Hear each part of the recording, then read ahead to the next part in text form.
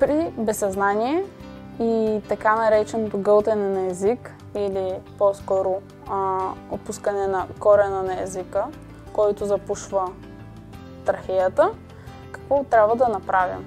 В тази ситуация трябва да изведем езика да се прибере.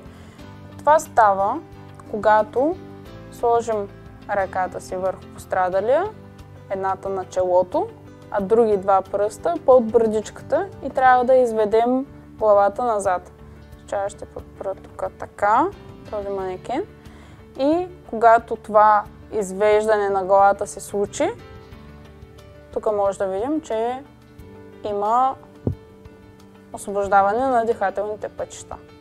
Не бъркаме с пръст, с лъжица, с нещо в устата. Не бъркаме. Реално не може да извадим езика физически от устата. Всеки от вас може да види, когато изведе главата си напред,